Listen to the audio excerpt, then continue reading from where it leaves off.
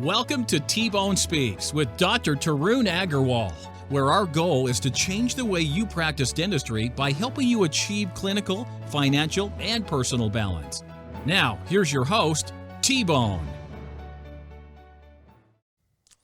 And we're back for another week, another episode. I'm joined, of course, by Meredith. And listen, before we get started, I want to ask a favor of you. If you ever listen to this podcast, and obviously you enjoy it because you're listening to it, and if you're new to it, we want to welcome you to it. But if you ever say, hey, I'd love to have more interaction, like to have a little bit more conversation, like to be able to get deeper into this, then we have a wonderful Facebook group that we just started recently, and we're growing slowly but surely. And we'd love to invite you to join our Facebook group. It's called Dental Business and Clinical Excellence because it's very hard to be able to focus on clinical excellence without focusing on the business of your practice. And in my opinion, we shouldn't focus on the business of our practice without focusing on some clinical excellence for our patients. So the easiest way to get there is to do a search in Facebook for Dental Business and Clinical Excellence. Or you can go to 3d-dentist.com/community, and that will take you there. And of course, while you're at the website for 3D Dentist, we'd love for you to go ahead and take a look at our courses, online courses and in-person courses, and see how we can help you out. So with all of that out of the way, let's go ahead and get into this week's episode. Hi, everyone. It's Meredith. Welcome back to the show. So, why would they not think it's you? I mean, you were just here a minute ago, and now it's you again. Here we are. So I think when you mentioned the Facebook group, that really made me think about what our biggest challenge is that we hear from people in the group. And they always say it's their staff. Yeah. So I thought, what better than to ask T-Bone what he thinks about staff? Well, I think staff is one of those things where, I always... it's, by the way, it's not something I made up. I mean, I'm just a little bit more boisterous about it than many others. I don't like calling it a staff. I like calling it a team.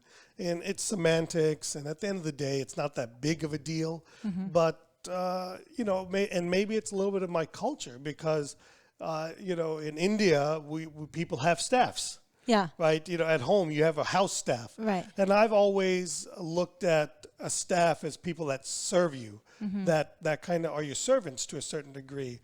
And it's not the environment I want to create, or it's not the thought process I want people to have. I want people to feel like we're part of a team. And having played sports growing up, I know it doesn't look like I do now, maybe an offensive lineman at best. There was something about the team culture. There was something about being there for each other, being, working towards a common goal, that I always thought it was super important to be a team.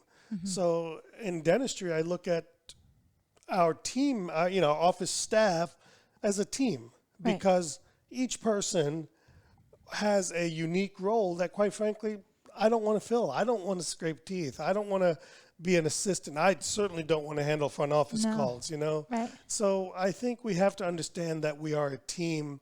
And I think what happens, and the reason I bring it up to so many people about saying team versus staff, is I think it's the first step in a cultural shift. Mm-hmm. It's referring to people not as my staff, but as my team or our team. Not even my team, our this. And I try to very rarely talk about my practice, but I try to talk about our practice. And I think it's these subtle words, subtle things that people pick up on and help people see better about what we're trying to accomplish. Yeah. Well, let's get started on this week's episode then of 5 ways to fix your staff. Yes. So would you think that you can take a staff and turn it into a team with these foundational? Well, I think it's a good question, Meredith. Look, I don't think there's any magic bullet in anything. Okay? Right. I don't think listening to this podcast is going to suddenly change your staff to a team, or I think it hopefully ignites a fire. Right, okay? To change the culture, to create a team. Yeah, and why you say culture, let's think about that. So often in dentistry we're hearing, not even just business in general. Mm-hmm. People talk about how important it is to have a vision statement or your vision board and your mission statement and guiding principles and all these different things. And I'm just a believer that those things are important, but I don't think they're that important. And here's why, okay? I think culture trumps everything. If you don't have a good culture, I may have the best vision ever, but if I don't have a good culture in my practice, that vision, it's not going to work. Right. I may have the most unbelievable mission statement. We want to provide free dentistry for everybody in the world. Right. To never have a cavity exist again. Yeah. But if we have a bad culture, we're never going to get there. Right. So to me, I've always focused on culture. And I've never really gone past I've never really gone to the whole, let's have a deep vision, let's have a deep mission statement, because I've always focused on just keeping things very simple in life. And I think when you focus on the culture and you keep focusing on the culture, the vision, the mission, all of those things naturally take care of themselves. And as we'll kind of talk about through the 5 things, I think either way your vision changes consistently, or it should be changing. But the culture in your practice, once you have a good foundation there, it's phenomenal. So, I think we're going to talk about 5 ways to fix your staff. And let's kind of move into that. So the first one is what you just mentioned, clarify your foundation. Yeah. So I use the word clarity and clarifying very much. And look, I think ultimately, if you don't know where you're going, how is everyone else supposed to know? Right. Yeah. I mean, Meredith, do you want to get in the car with me? And where are we going? Not I don't really. know. I don't know. We're just going to drive for 10 hours. Right. Are we going to go 10 hours east? Well, that'll be in the ocean. Yeah. After about 2 to 3 hours, we'll be in the ocean. Right. Are we going to go 10 hours west, 10 hours north, 10 hours south? Are we going to go 10 hours in a plane? I think it's so important to clarify where you're trying to be, okay? And, I've said this probably in every episode in the last 10. I feel like a broken record over and over again, but clarify who you are. Why? Answer the simple question. Why are you doing dentistry? Right. Why is it? And be honest with yourself. Yeah. Am I doing... Look, hopefully it's not just to come to work every day. Well, if that's... But sometimes it gets there. But if that's what it is, that's okay. Right. And so, look, I think a challenge that I face is I'm so in love with our profession. And honestly, today versus 10 years ago, I'm less in love with the clinical part of it, but still in love with our profession. Right. And... So that, clarifying why you're doing something is so important. Am I doing something? Number one, so let's get to this. So am I doing dentistry to provide a living for my family? And if that's what you're doing, then you need to drown out the noise of sometimes of people like me. Because I'm assuming that a good percentage of the people that I resonate with are into their profession because it's a career. They want more. Versus a job. Right. And there's nothing wrong with making dentistry a job. There's just nothing wrong with it. And so, I think you got to understand your why on that. I think the other part of that is it changes. Look, how about this? In the last 6 months, has it changed? Yes. Right? Yeah. No, but I don't think anyone had a choice about that change. But that's my whole point in this, is the way we were leading our team or what we expected of them is probably going to change. Right. Sometimes it's a short-term change. Sometimes it's a long-term change. And the reason I bring that up is because it's really more about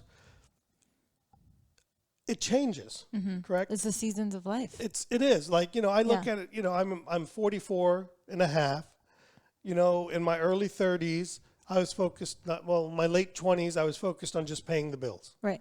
How am I going to pay the bills? How am I going to, I really remember, like 2003, 2004, I'm 3 or 4 years into my practice. It's, it's doing good.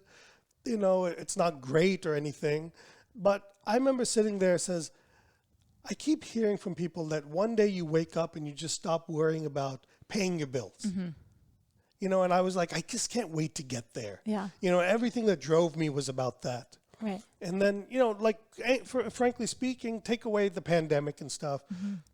I don't worry about paying the bills now. But then people have kids and they have more bills. I got 3 Get kids married. and you get married Yeah. and so that changes. And Right. and as that changes, so, Mona has forced me to work less. Right. I used to be able to say, oh, I'll go in the office on Saturday, Sunday. We got no kids, spend a couple of hours in there, get the paperwork done. And then, my season of life changed. Right. And so that changes the culture and it changes how you lead your team and it changes, the words that you say to them. So you got to get clear about who you're trying to be. And I know it's a generic statement, but it is so important to be able to say something like that. Yeah. And if you don't communicate these things to your team, then if it's not communicated to the team, the patients, the community, just everyone, then you're not on the same page. Yeah, absolutely. I think, another part about that is how often do people communicate their plans to their community? Right. And I think it's important. Yeah. I think it's important to let our patients know and our potential patients know what type of culture we stand for. So I saw something the other day, an office shared that they would be going to their summer hours. Right. Starting next week. So they were going to be 7 to 3. Usually they're 7 to 6 or 7 to 5. In the summer, they go 7 to 3. So I think that shows their culture that they want their team, the doctors, everyone to get off early to be able to enjoy the summer, spend time with their families. Their kids are probably mostly out of school. And then that shows to the community that they're still there for them. They're a balanced office. But yes, they still have other priorities as well. Or maybe they live in a beach town and nobody shows up. Yeah. Yeah, everybody's out on the beach. Who knows? But that's a great example, right? Is whatever it is your foundation is, right? I think you gotta sing from the rooftops or sing from the mountaintop that this is who we are. Right. I use an example of my oral surgeon, Uday. I remember, I think it was 2007 when he first moved back here after finishing his residency, and he says, I want to build a implant practice. And I said, well, how are you going to do that? I'm just going to call it implant practice. So he called it Triangle Implant Center. Right. And he says, if you say it and spray it enough, it's what you become. Right. And so for example, as long as you communicate it, you get it out there. And so think about that. When's the last time you, as the listener, sat down and said, this is what I want our practice to be known for? And then communicate that to your team, communicate that to your community.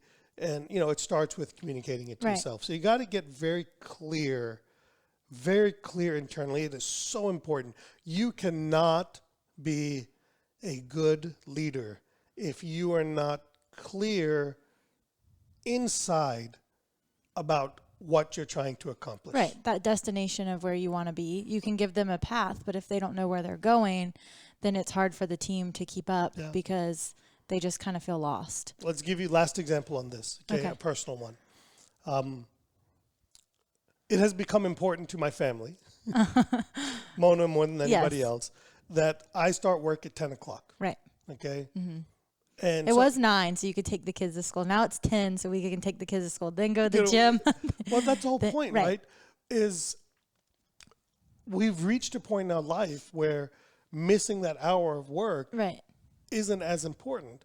But it's one thing to just come in and say, oh, he's not going to work till 10 o'clock, or I'm not going to work till 10 o'clock anymore. But to give the foundational reasoning behind it. Because I'll tell you what, if I just said I'm going to start work at 10, I'm afraid that people are going to think I'm lazy or that I'm becoming lazy or I'm not in it to win it anymore, and that'll affect my team. Right. But instead, when, and Mona does a better job of communicating this than me, when she comes in and says, hey, listen, he's still going to get up. He's going to go drop the kids at school. Then he's going to go to the gym. And then they all said, that's all we need to know. Yep. But not that we need permission, but then they're in it. Right. So when but you feel supported. Or when I say, hey, I'll be happy to see this patient at 8 o'clock, they say, no, you have to go to the gym. Yeah, and then soon he's going to be trying to get out of the gym, so he's going to be more than willing to accept those 8 a.m. patients. But they're not going to let me, right? Nope. To a certain degree. Right. They're supporting you. Right. And that's my example of A team. of that team. Right. Why did I, it's like when I went 7 to 6. I wanted to try it. Right. And I didn't say, hey, we're going to 7 to 6. I thought through it, and I kind of had a good sales pitch behind it. Like, hey, listen, I know it's going to be a little bit tough. I just want you to give me 6 months. Let's try it. Let's see what happens. If we don't like it, we'll reassess. I didn't say we'd go back. Yeah. We'll just reassess. Right. And so that's important. So clarify your foundation of who you are, why you're there, what type of dentistry you want to do, what kind of patients you want. My good friend Christian Yaste in Charlotte, you know what his practice is called? It's called adult dentistry. Yeah. So if you have that sign, what does that tell you? He doesn't want to see children. He's not his preferred, right? Right. There's a dentist down the road, their practice is called Carolina Implant. Right. What does that tell you? They're doing implants. Right. There's a plastic surgeon that says we're facial plastic surgery. Yeah. So what do you think of? Right. So it's okay for the things to change. What I did in 2001 to 2010 is not what I'm doing in 2020 to 2025. And part of what we got to do is we got to spread that word to our team members and our community and what we need them to change or how we need things to go to support that change moving forward. Yeah. So our first way to fix your staff is to clarify your foundation. And our second way is to fix your firing. Yeah. So did that surprise you when I wrote that down? A little bit, but then again, how many times have we said people are the problem, but they're also the solution? So finding the right people, the right fit, I think is tough. Sometimes we hang on to people too long. Well, here's my take on this. To try to make it work. Yeah, here's my take on this is I don't believe I don't think we're spending enough time. We're spending too much time on trying to hire the right person. Right. Or trying to fix hiring. What questions do you ask? I don't know. I just go in, I look at it, do I get a good feeling? And I firmly believe it's not who you hire, it's who you fire. Mm-hmm. And here's the analogy, okay? You're not the right person to ask this to or use this example, but maybe it is. Let's go back to like 8th grade maybe. Did you try to find the perfect boyfriend in 10th grade that like, hey, this is who I'm going to marry? No. I trained him. Actually, this is a great question because I totally picked one and I trained him. It took me 10 years, but I trained him well. Well, you got away with it. Right. But, I try to use hiring. Hiring is like dating. It is, yeah. And Mona, again, a very personal story here is Mona thought I was the cleanest, most organized person when we first met. And here's why. And I didn't do it. I did it even before her, but I did this is I hired somebody to clean my apartment twice a week. Once a week. And they would always come on Thursday before Mona would show up. Yeah. So I always had my apartment cleaned on Thursday before the weekend in case I had friends or Mona or other women. I wish. So over. We know better. We do know better. And then I had a car wash membership where I would go to get my car washed every week. Yeah. And so every time Mona saw me or came to visit me, my apartment was clean. Mm-hmm. The laundry was done. The clothes were folded or hung up. My car was always clean. And the reason I bring that up is because at the end of the day, we can lie and cheat through a couple of months. Those types of things. A couple of months, right? Yeah. But the real self eventually comes out. Yeah. Okay. So I'm 5.5 years in. You think I should hire someone to come clean my desk? You should. You should. But my point in that is don't get fixated on who you hire. Right. Get fixated on who you fire. Okay. Mm-hmm.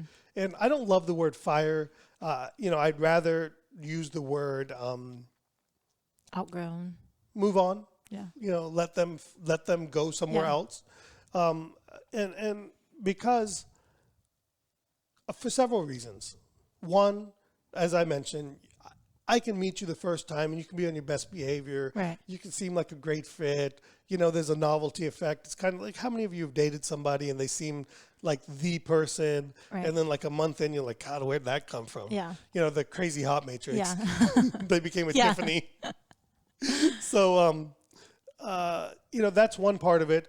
The other part of it is we need to focus more on letting people go. And I speak from personal example, because you've been around me long enough now to know that I tend to have a tendency to hold on to people. Yeah, you just don't like to. Yeah, I don't like to be mean. I always look at it internally. But a bad apple can really ruin your practice. Toxic. It's toxic. And so we got to be a little bit quicker to do that. And then, at the end of the day, somebody that may come in and seem nervous and seem meek and seem, not outgoing, just may be nervous. Right. Well, they don't open up until. Yeah, they just may see, God, if I, my thing was like, I'll meet people and they'll be nervous and they'll be talking a lot. And I'm like, gosh, he or she talks a lot. Yeah. And I'm just thinking like it's only going to get more when they get more comfortable. And I've had you and other people say, well, they could just be nervous. And when they get nervous, they just talk a lot. People don't like a lot of silence, right? So I think you got to be a little bit quicker about firing people.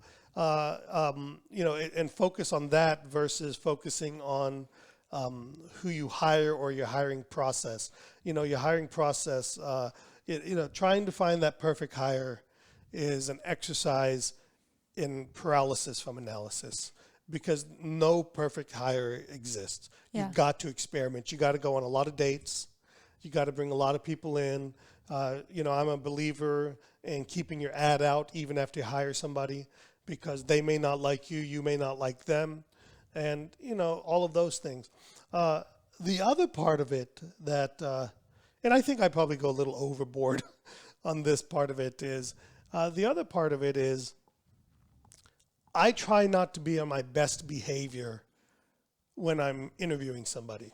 I actually try to be, I don't want to say my worst self, but a little bit worse than my normal self. When I'm interviewing people, so that they expect better, or so they don't expect better. No, so that they know what it is, right? What it's really like. It's like it's like when we've had some interviews come through, and I'm not the one doing it, and they talk about how great the place is and how rosy it is, right. And I almost feel bad because I'm like, this person has to know we're lying. Yeah. Right, or I don't know. I don't think I really talked to you for the first 6 months. I think I was scared, and I didn't really have an interview. Well, but you know what I mean? Yeah. Like, at some point, somebody has to think like, this can't be true. Real, right? It's too good to be true. It's like Facebook, right? When I see people that come on and say, "Oh, I have the best life. My wife and I are in love. We hold hands. We have a good emotional connection. My team is awesome. I make so much money. I've got this diversity, that." And I'm like, dude, that's a lie. That's not true. Yeah, you can't have it all. It's not fair. Or whatever you have, you should be a trillionaire. Yeah. Because you should be able to teach that to everybody else. Right. And do it. Nobody is that perfect. And no office is that perfect. So I'll give some examples, okay? Like I have a tendency, outside of the patient arena, I have a tendency to curse a little bit. So I curse. Yeah. I'll use the words like the S word and the damn word and see how they take it. And so that's important to me, because I don't want to be surrounded by people that take offense to that. Like, it's okay if you disagree with it and don't want to participate, but I don't want that person that takes great offense to that. Yeah. The other thing I like is I like to make slightly inappropriate comments, right? And it starts off as slightly, but it's important to me. Yeah. And it's not in a creepy way or anything. It's just. But that's just you, and if they can't take it, then they're probably not someone you want to keep around. Right, because I don't want to. Because at the end of the day, the name on the door is mine. Yeah. Okay. Right. And so. And you are HR, right? I think he gave up that job because it was too much work. He didn't want to do it anymore. I am the judge, though. Yeah. I am the mediation. Yeah. But I don't want to walk into an office where I feel like I can't be me. Right. You know, and so that's important to me. So Yeah. so I do those things. Like the classic story I say is like when I interviewed Lori. You know, my first question to her is, "How do you feel about the F word?" And she goes, "Well, if you want to use it, that's okay with me." Yeah. She goes, "I choose not to use that word, but you're welcome to use it. I've grown up around brothers all my life." And Yeah. I'm like, "Great, then that's the first step, right?" Yeah. Or we've had people where I talk about, I don't talk about politics nearly as much as I used to because it's so polarizing now. But those kind of things, and I upfront ask people, what do you feel about family members working in the office? Because some people have a real big problem with the dentist's wife, although, by the way, more than 50% of dentists are female now. Yeah. But I guess Dentist spouse. I know the there's spouse. some husbands that work in offices. Right, they don't like that. Yeah. And so my wife works in the office, not in my Yeah. practice, but in the building. And she's just as involved in my practice as I am. More. Yeah, more. Thankfully. She's the HR. She's Yeah, fixing she my is HR HR, problems, yeah. right? So I think you got to focus on your firing process. And the one thing about the hiring process that I would encourage people to do is experiment a little bit more, give people a chance, and be very upfront and honest with who you are, as a person, who the team is as a person. Don't tell people, I really want to hire this person, be on your best behavior.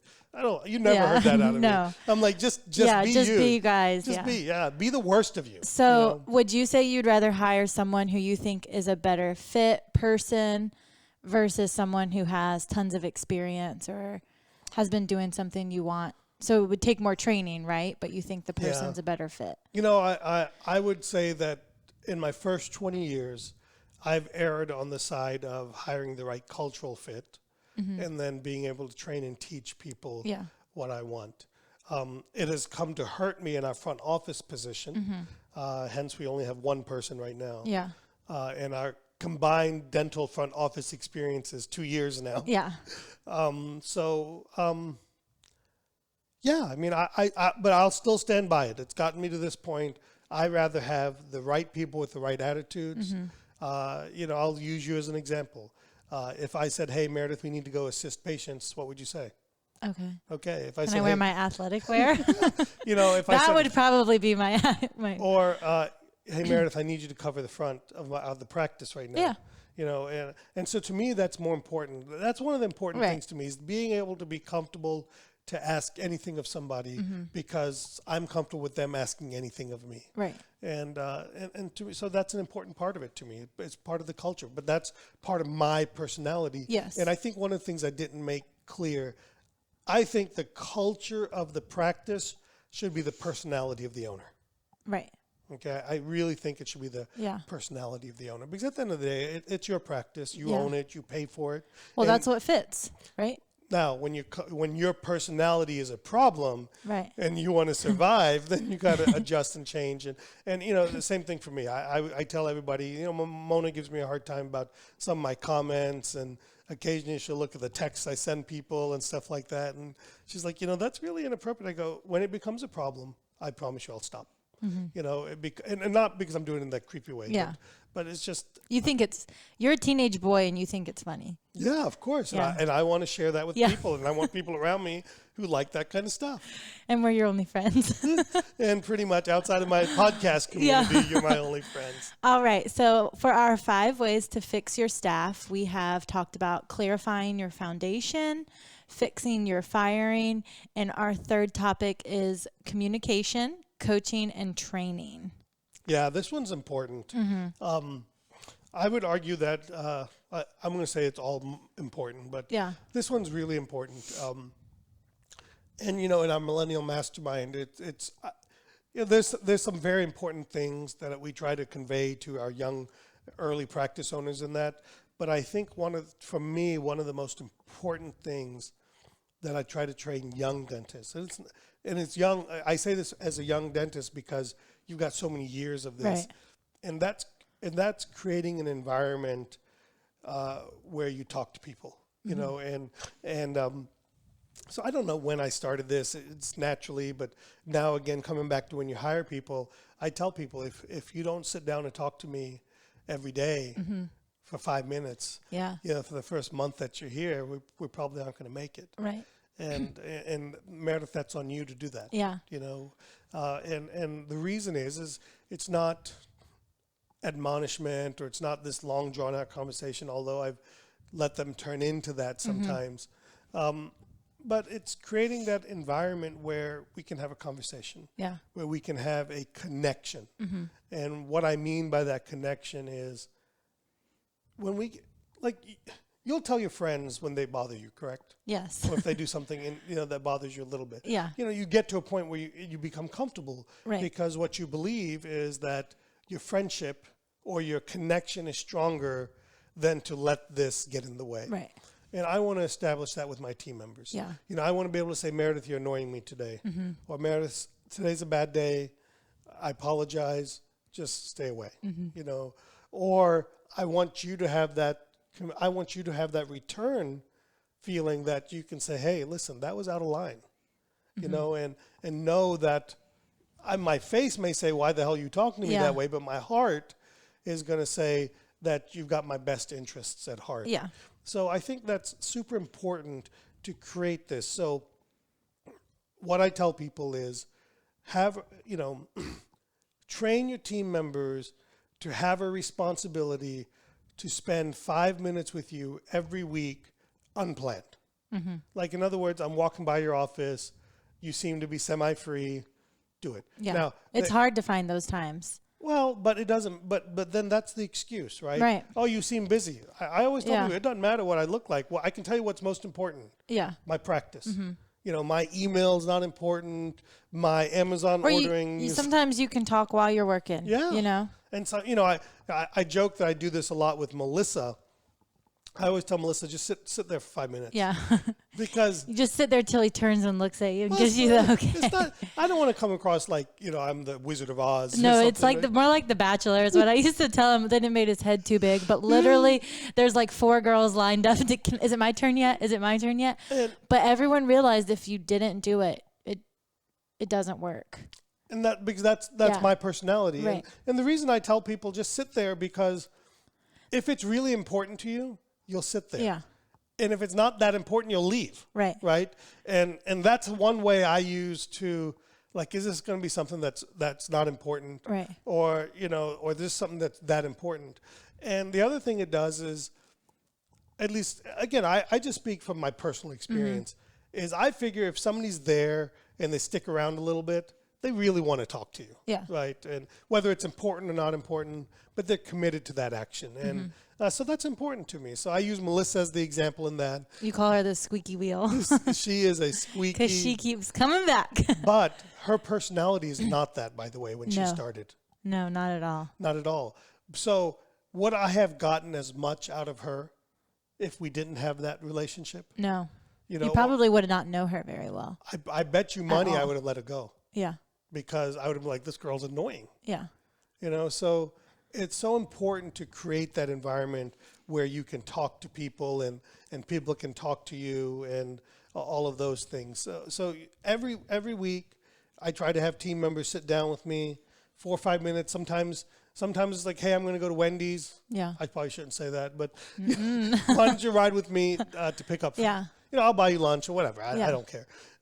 Or sometimes it's like, hey, a walk. Yeah, hey, I'm going to go for a walk. Yeah. Hey, let's go sit outside. Or come stand by this room and talk to me while I'm cleaning this room. Yeah, or hey, this patient's sedated. Come talk to me while I'm there.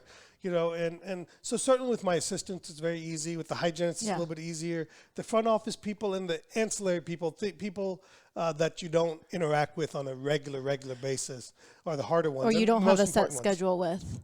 Yeah, it's hard. I would argue that none of us have a set schedule. Yeah, no, not anymore. I just mean for a hygienist to try to catch you.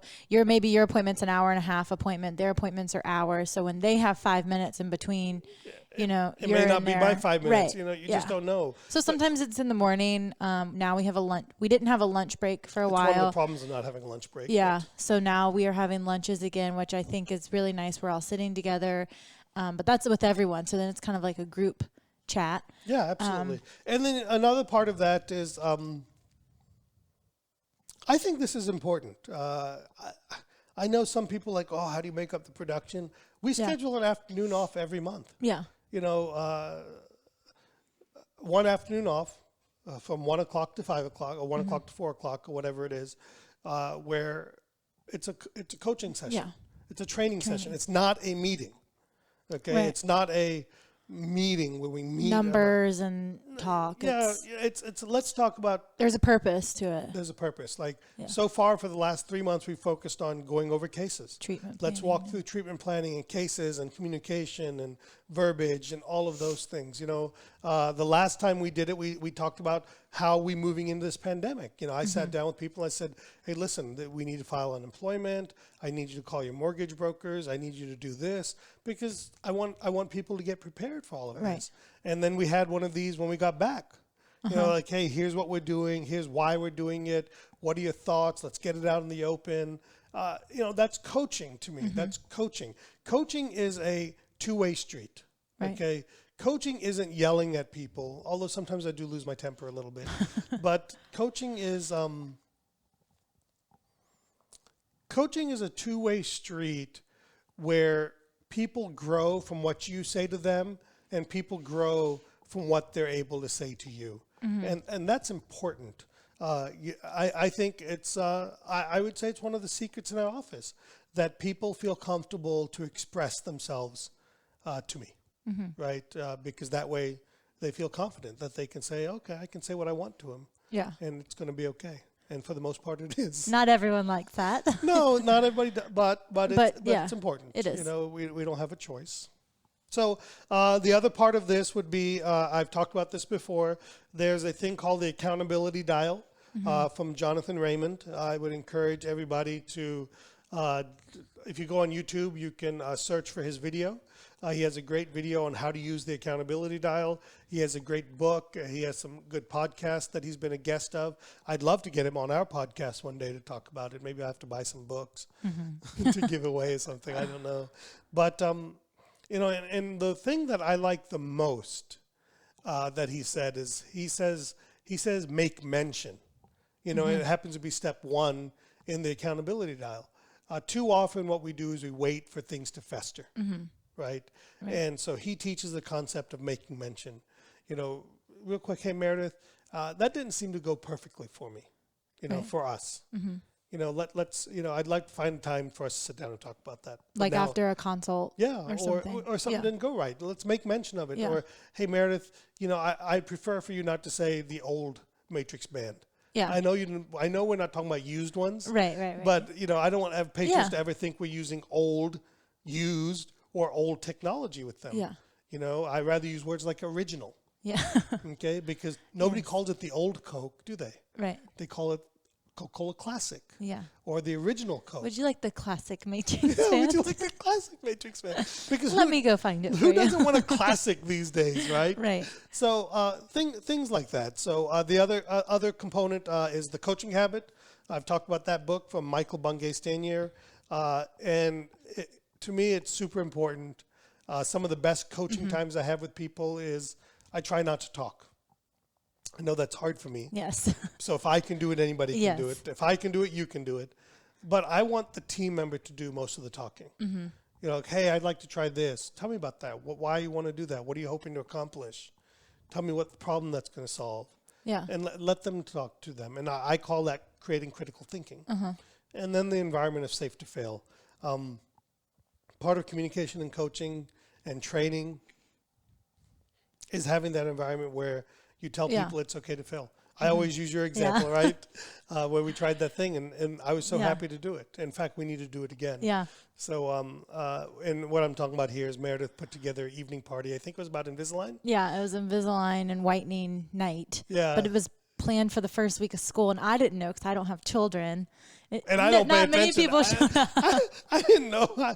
Who knows if that was the reason? We had a lot of people RSVP, but we only had a handful of people actually show up outside of ourselves.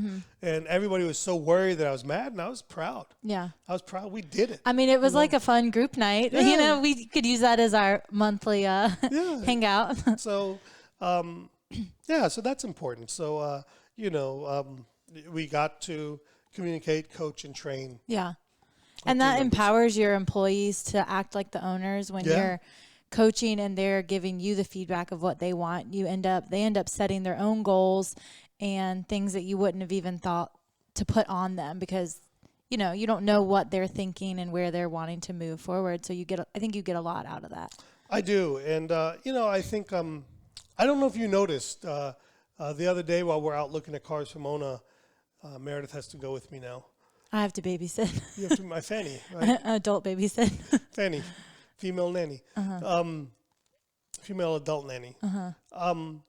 I had said to you in the car that Meredith, 2 years from now, you need to own your own business. Yeah. And we need to do it together. Yeah. And so see, that conversation doesn't happen if you don't get together with people. Right. And you don't have an open line of communication. They don't have to go car shopping with you necessarily. Right. But it is a fun way to spend a day. I mean, it is. We didn't drive a single one, but we tested them all. We sat in every single one of them. I'm like, I don't need to drive this. Except for the big truck. I was like, that's what you need. And T-Bone was like, how do you get up in this one? Is there a ladder? My arthritis is not going to work with that. So right. Yeah. Okay. So for our 5 ways to fix your staff, we have clarified your foundation, fixed your firing, communicated, coached, and trained. And now, I think this one's pretty important, lead by example. Why do you say it's pretty important? Because I think it's just a quick way for everything to go downhill. You can say, but if you don't practice what you preach, then everyone's just going to follow that. Yeah, so a couple of pet peeves of mine. Yeah. Okay, my wife breaks it every day. Yes. I don't. I believe that we serve our customers first. Okay, so our customers should get the best parking spots. Right. It drives me insane to see the dentist whenever I go to somebody's office to see their car right in front of the office. Yes. It drives me nuts because that's a patient spot. Because if you can walk, they can walk. Well, if you're parking at the back, then there's no reason they need to park up front. shit, I don't move my car. Yeah, You right, know? all day. All day. But, Yeah. multiple patients could have that convenience of being there. That's true. And number two, patients know which car is mine or not mine. Yeah. But at the end of the day, I don't want to be like front and center. Obvious, obvious about it, right? So that drives me nuts. So I try to lead by example of parking in the back row, okay, because that's where we should park. Yeah. The other area I try to lead by example is walking in and out of the back door. Yep. I'm real weird about that. Even right now in Corona Yeah, time, yeah. I'm like, where are we going to go? I'm like, we're going to go to lunch. And people like walk. I'm like, this, because I don't want to be seen by patients leaving or coming or Right. any of that stuff.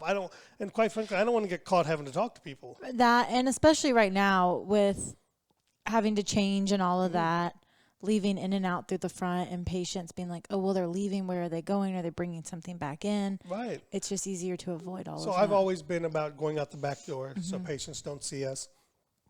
And it drives me nuts if we don't. Here are the times it's acceptable. That's probably the biggest thing I knew about you. Like when people would start, I'd be like, he's really weird about it. Just make sure you don't ever go through the front door. Unless it's snowing. No, it's like pouring down rain, snowing, thunderstorming. Go out the back door. Yeah, because it's weird, right? Yeah. And so I want people to have that. And the other thing that I think healthcare professionals are really bad at is being on time. On time. So that's one of those things. I've sent people home. I've kicked people out of our morning huddle. Morning meetings multiple times. Yeah. So listen, if you can't be here, don't be here. I mean, they have 3 kids. He doesn't care. I don't care. Or how about this? You tell me in advance. Right. Tell me in advance. And so to me, that's important, is lead by example. I'll give another example. I like playing golf. And when I was younger, I worked for a DSO down in Apex. And in the summertime, you could play golf after work because it didn't get dark till 8 o'clock. Right. So I would tell the team at the time, probably more staff at the time, that, hey, if we don't have that last patient, I'm going to head out of here and go play golf. Right. And it's amazing how we never had a 4 o'clock patient. Because then they realized they could leave too. Then they would have me gone, and they could either leave early, they could do whatever it was. So I'm a big believer in being on time, and that starts at the beginning of the day and the end of the day. It's something I've gotten on Dr. Fiza about before. is, listen, if our team starts at 6:45, we're there before them. Yeah. We're not walking in at 6:44. Right. Because that to me is late, by the way. I mean, because you need to be ready to go at 6:45. Your mind's together, the day's together, your computers Set are turned everything on, up. whatever Yeah. it is, right? And so however long it takes you to put your face on, to get your bacon warmed up. We do that on the way to work. Whatever it We do is. that in the car on the way. Whatever it is, get that done. Yeah. And so I think it's important to lead by example. And that example sets the tone. It sets the tone. Mm-hmm. Give me an example of some ways that, how about this? If somebody came and said, hey, do you mind seeing somebody at 5 o'clock for me? What would my answer be? Oh, if it was an emergency, of course. Of course, right? Yeah. So it leads by example, right? Right. So what happens, I see. Right. You say 5 o'clock and you go, I don't want to. Then the team goes, me neither. Right. And I get people online, I'll see them in the social media community that go, yeah, my team member didn't want to, see this patient. I'm like, well, that's because it starts with you. Right. Yeah. Just don't ask. One of Sometimes my favorite things is somebody said, they asked me, how would they get their team to do payment plans? I said, what do you mean? We can walk you through how to set up a payment plan. This was actually one of your friends. So I said, I can talk them through how to set up payment plans and blah, blah. And he says, no, how do I get the team to do it? And I said, we just teach them. He says, no, they told me they weren't going to do it. I said, what? What do you mean they told you they weren't going to do it? But see, to me, that comes from from the foundation, right? Yeah. And part of that foundation is leading by example. Right. Empty threats. It's like I get on my wife about this with the kids children. all the time. Yeah. Like we can't say to them, I'm going to count to 3. My mom was the queen of empty threats. I'm not going to say I'm going to count to 3 and beat your ass and then not beat your ass, But you're not going to do it. I will, 100%. The dads will, the moms won't. Well, in my family, it was my mom that was like that. Yeah. My dad was more lenient than my mom. Yeah. But, or how about this? I created a culture that we just don't say no to patients. Mm-hmm. Then it went too far. I'm like, when do I get a lunch? Yeah, then you had no lunch. You're working till 7. You're there at 7. We're coming in early. Then it's a sedation appointment, so we're getting there at 6:30. Yeah. So, it works both ways. So you got to create this. You can't be late to work and you can't go play golf or tennis because the next thing you know, that's going to be every day. Right. And that's I don't know. That's the retirement lifestyle. Well, but with a little bit of work. But even then, here's what I say is if I say I'm going to be at the office from this time to this time, I'm going to be there from this time to this time. Yeah. And whether we have patients or not. Right. Because it sets that tone. It sets a level of integrity. And I think in today's workforce environment, we have to set a higher level of integrity. Mm-hmm. What you do as the owner sets the culture, the integrity, and the tone of the day. And that tone of the day is an area that I've got to be better in. Yeah. I walk in with a bad attitude some days, and it just permeates through the whole office. Mm-hmm. And then I'll get in a good attitude like an hour later, and I'm like wondering, why is everybody in a bad attitude? Right. Why is everyone being mean? Because I scare the shit out of them, So we got to lead by example. Any other examples of leading by example? Not really an example, but I think the work ethic rubs off too. Yeah. That's something I think that kind of goes with, it's not always necessarily staying late, but just, I guess, putting all of it in when you're there. Yeah. I remember, it's very vivid to me, actually. We bought that building in 2008. I don't know if you ever heard this story. We bought our office building that we're in now in 2008, and money was certainly very tight. And so I had, and I don't like asking people for things very much. And I had asked the team, I said, hey, I don't think we can get this office ready in a day or two. Do you guys mind coming in on the weekend? And a few people said no to me. And I didn't say anything to them because it's their right to say no. Right. So me, Mona, and her sister worked all day and night over the weekend to get that whole place cleaned up and ready to go. Up. Yeah. And so when they walked in that Monday morning, they looked at it like, like, wow, I said, yeah, man, whatever it takes. I will not ask you to do anything I'm unwilling to do myself. Right. Or I'll be upfront. I'm like, I don't do physical labor. Yeah. I was going to say my husband says the same thing. He'll hire somebody, pay them less, and then put them on the machine, and he'll be the one doing the hard work. I'm like, why are you doing that? Yeah. But he's like, I don't want people to think that I'm better than them or I can't do what I'm asking them to do. So, I think it's so important to lead by example. So Yeah. little things like where you park, what time you come back from lunch, are you showing up a little bit late? Are you setting the tone or the example that it's okay to be a little bit late? Are you coming in and out the front door? Because I can't tell you guys to go out the back door, and then where do I go out? Right. The front door. That's total BS. Right. So I think whatever rules exist for you exist for me. Yeah. And there are times where I'll be like, yeah, that rule doesn't work for me, and that's Right. okay. And people should understand that, right? But for the most part, I'd say 90% of what we do in the office, if it's a rule for you, it's a rule for me. Right. So it's no different. Yeah, So, and don't feel bad setting those rules. I think a lot of times people get close and then they don't want to set it's more of an expectation and not necessarily a rule. But I mean, how close are we? Me, Megan, and Liz can be at lunch and we're like, we got to run. Like, we know we can't be late, and it's not, what are you going to do? You're not going to fire us, but we know that's the expectation and we don't want to disappoint. Yeah. So I think people sometimes fail to set those expectations, and then it kind of just becomes chaos a little bit. It does. Yeah. It does. So that's one of the things that leading by example shows. So our last way to fix your staff, we have clarify your foundation, fix your firing, communicate, coach, and train, lead by example, and then create an environment of feedback. So we talked about this a little bit, but how do we create the environment of safe feedback? Well, I think the first thing you got to do is you got to learn you got to learn to be quiet. Yeah. Just let somebody talk. And you got to encourage it. Yeah. You almost have to demand it in a way.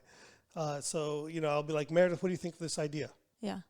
Yeah, and sometimes you have to pry it out a little bit. Right, of people. of course. And I think because they're hesitant to tell you. I think it's one of some of the biggest comments we get about when I speak or train is that we create that environment of dialogue. Right. And it doesn't, to a certain degree, it happens naturally, but there are times where you got to do it, and you got to do it early. Yeah. You can't. How about this? If I have a 2-day seminar and I say there's no questions.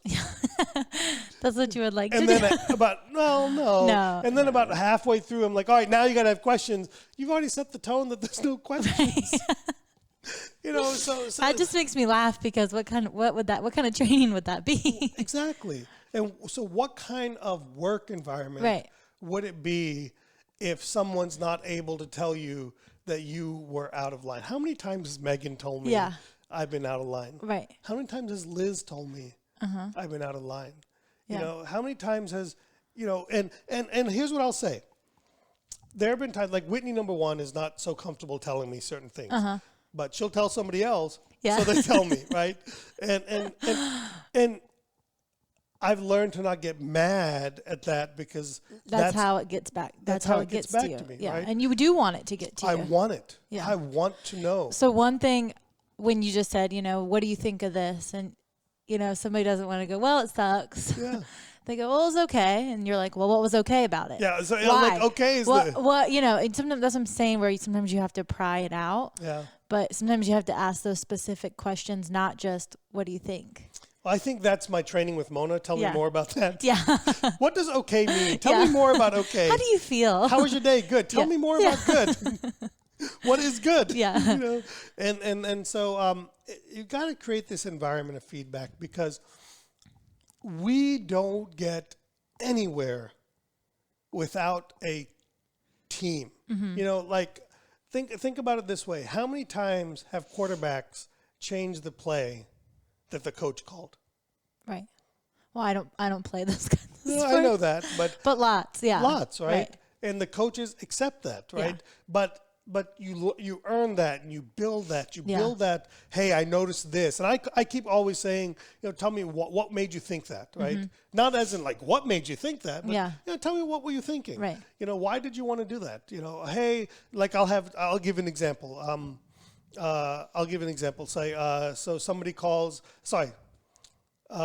somebody will say to me, hey, what do you think about extending a discount to this patient? I won't say yes or no. I'll just say, what do you think? Yeah. Okay. And then they'll say, Well, this. I was thinking this. Okay, Yeah. so tell me, I mean, Why? are you comfortable Yeah. with that? What would you do if you're in my position? And then see what that does is that creates that environment where it's safe to fail. Yeah. And it's important. It's no different than with classes, right?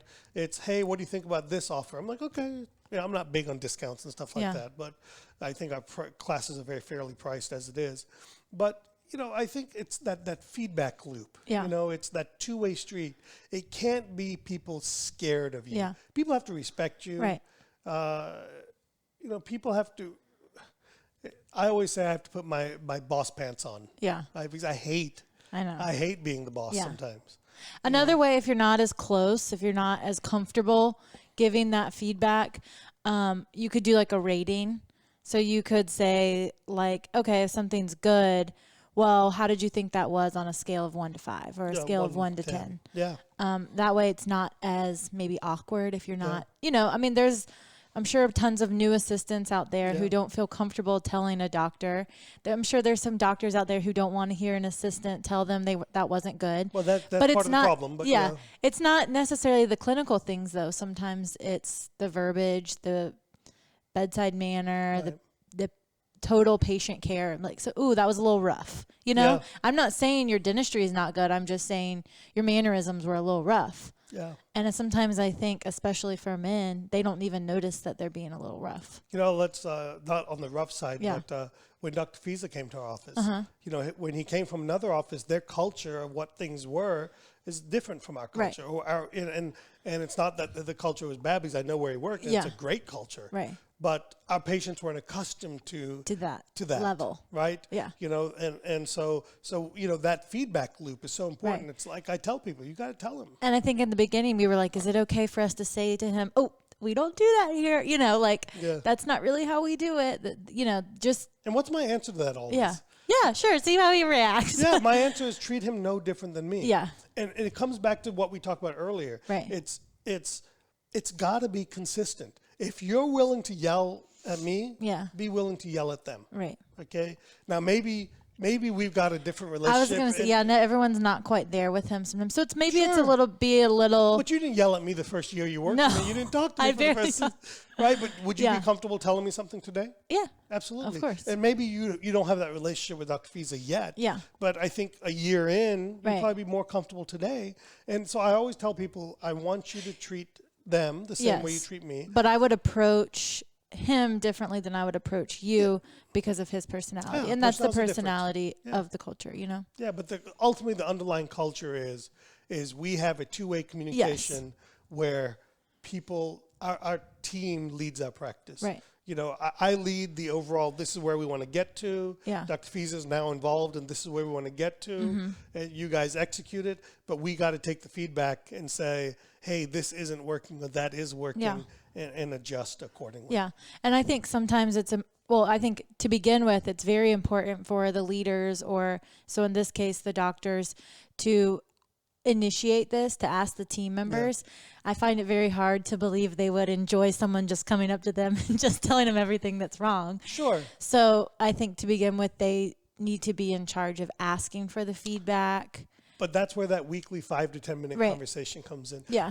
And you don't want that whole conversation to be a rant either. No, and sometimes you don't want I would encourage you to sometimes most of the time not be about the practice. Right. Or especially things that are wrong. Yeah. Like I need to know that you're buying a new house. Yeah. Right? Yeah. Because number one, I'm like, she's getting a new house, so I can be a little bit more mean to her. Yeah. Because she's not going to leave because she's trying to buy a house. Right? But like, how many people don't know what's going on in their team members' lives? A lot. How many of them don't know that things are happening? Yeah. Right? Right. And so to me, you got to know that, because there's times you use it to your advantage, sometimes, and there are times where you use it to your disadvantage. Right. And that's important to me. So, and we can say you should never take advantage of people, and I'm not saying to take advantage of, but when you know that we want to get somewhere and this is my opening to do it, do it. Right. Don't be afraid. Live in I say live in abundance. Live in the abundance that you can find. Like we've struggled finding hygienists. Right. Because I'm unwavering on being who I am until we can't find anybody. Yeah. I'm going to continue to be who I am, because we make good people from that, and that's important to me. Yeah. And the hygienists that we have that have made it, they've been there a long time and they're happy. Yeah. And they talk to friends who aren't happy, and they're like, that's where I was, and I didn't even know I wasn't happy. Right. At their past offices, until they get somewhere where they really feel like it's home. And the opposite has happened too, where they've gone somewhere else and they're like, this is a much happier place. But that's the fit. That's the culture. And some of us like to be driven and some of us don't. Yeah. It's all together. So, yeah. So I think listening with intention and avoid desire to be defensive and correct is pretty important for the doctor's place, if they want that feedback to continue to come. Otherwise, if you're defensive, they're probably not going to continue to share. I struggle with that still. I think everyone will be defensive a little bit, but letting them know afterwards, maybe I needed that. Thank you. Will get them to continue to give that feedback. That's when you guys get the 6 o'clock text. Yeah. Like, I'm sorry. Yeah. Or like me and Sully, I'll use that as an example. We butt heads sometimes. Yeah. And sometimes the next day I'm like, you know what? I'm sorry. We were both out of line. Yeah. With him, I can't let him know I was out of line. But, get fussy. But if you can't vent to each other and you can't rant, if you can't be honest and then laugh about it later, like we laughed so hard because you were ranting at me one day and you told me to tell everyone thank you. That's the only thing you should be saying to people is thank you. And I said okay. So then the next day he said something to me and I said thank you. Yeah. You didn't catch on. No, but right, but you were just ranting and it was a good one. And I'm never gonna let that go. Yeah, you should just listen. If you don't like what they say, just say thank you. Yeah, right. And if they, if people talk, this is around drama. Yeah. Okay. And he said, if you don't like what somebody says, just say thank you. How about this? And it didn't line up at all. Like, can you help me with this? So-and-so said they couldn't help. Thank you. Thank you. Thank you for asking. Thank you for thinking that way. Yeah. Or when people have the drama, say thank you for letting me know. Yeah. Thank you for allowing me to listen to you.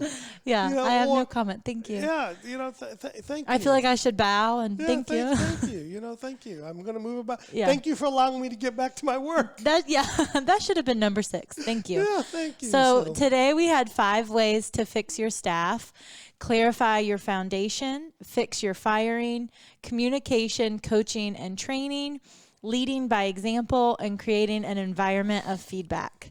So if you have any questions about this, you can post in our new Facebook group. You can head over to asktbone.com, or you can give T-Bone a call at 510-698-2663, or you can email me at meredith@3d-dentist.com.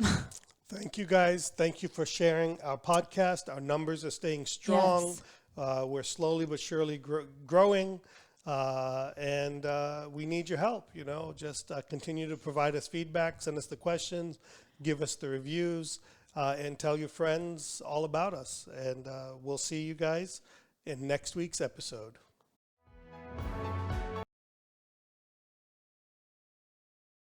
Thanks so much for listening to T-Bone Speaks with Dr. Tarun Agarwal.